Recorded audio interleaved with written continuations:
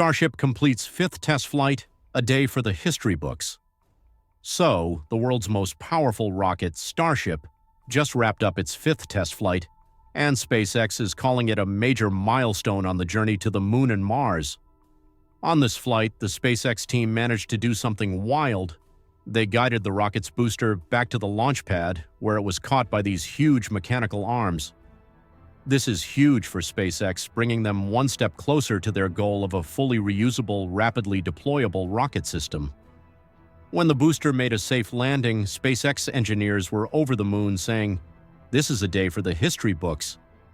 According to the BBC, the team didn't really expect to catch the booster so perfectly on this first attempt. They even hinted before launch that it might end up splashing down in the Gulf of Mexico. But hey, they nailed it.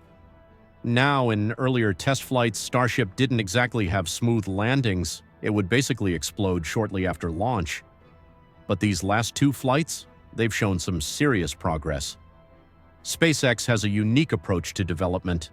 They're not afraid of failures early on. Their philosophy is to launch quickly, gather as much data as possible, and then iterate. So yeah, they've had some setbacks, but each one brings them closer to perfecting the design faster than anyone else. The fifth test flight began just like the others. The booster and ship separated a little under 3 minutes after takeoff. Then the booster made its way back to the launch site in Boca Chica, Texas. Just 2 minutes before touchdown, as the final checks were underway, the team wasn't even sure if they'd go through with it. But when the flight director gave the green light, the SpaceX crew erupted in applause. I mean, meeting thousands of criteria to make this attempt was a victory all on its own. As the Super Heavy booster re-entered the atmosphere, its 33 Raptor engines fired up, slowing it down from several thousand miles per hour. It approached the 146-meter-tall landing tower with precision, practically hovering in the air as flames lit up around it before it settled into the massive mechanical arms. Meanwhile, the ship section of Starship, where the crew and equipment would be, detached from the booster, ignited its own engines, and headed over the Indian Ocean for a planned splashdown. Catching the booster instead of landing it reduces the need for complex ground equipment and allows for faster reusability.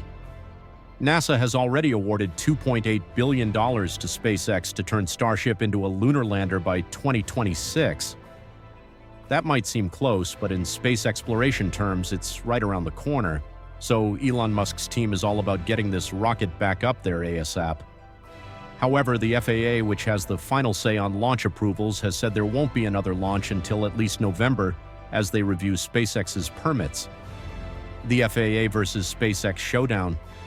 There's a bit of drama here too. Last month, the FAA announced it's considering a $633,000 fine against SpaceX, accusing them of launching without full permits and breaking some licensing terms.